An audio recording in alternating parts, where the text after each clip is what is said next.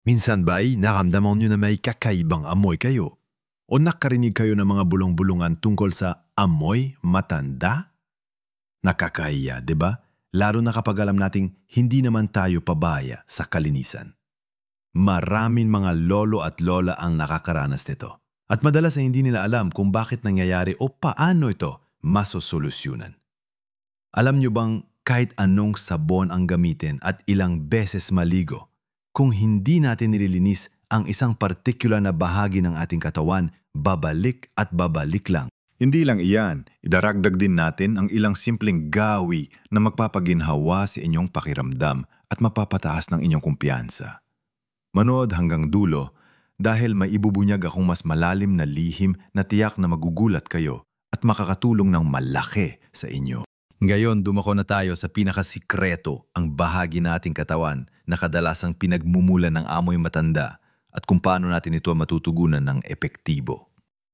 Alam niyo ba, mga lolo at lola, na ang leeg at ang likod ng ating mga tenga ay isa sa mga lugar na pinakamadalas nating nakakaligtaan sa pang-araw-araw nating pagliligo?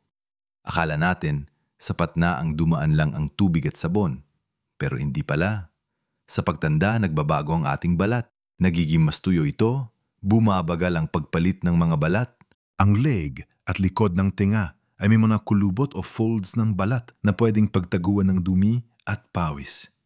Dagdagan pa na, hindi ganong nakukuha ng hangin ang mga bahaging ito, kaya mas madali itong maging breeding ground para sa amoy.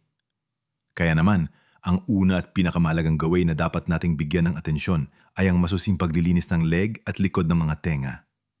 Hindi lang basta punas o hilod, kundi may tamang paraan.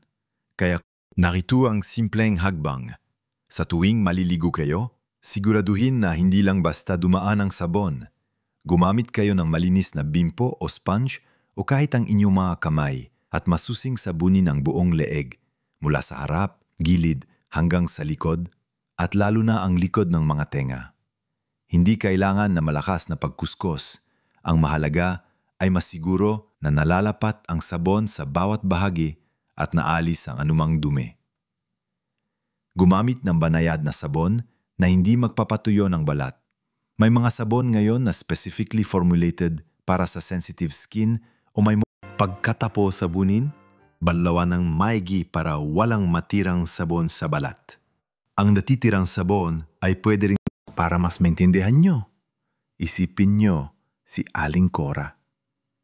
Si Aling Cora, 25 anyos, ay mahilig magsimba. Dati napansin niya na parang iniiwasan siya ng ibang tao at minsan narinig niya ang mga kapitbahay na nagbubulungan tungkol sa amoy matanda. Nagtataka siya dahil araw-araw naman siyang naliligo at nagpapalit ng damit.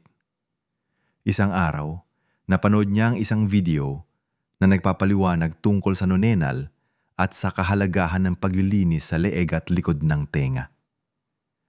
Sinubukan niya. Tuwing maliligo siya, ginugugol niya ang dagdag na 2 minuto para masusing sabunin at banlawan ang mga bahaging ito at sinisigurado niyang tuyong-tuyo bago magbihis.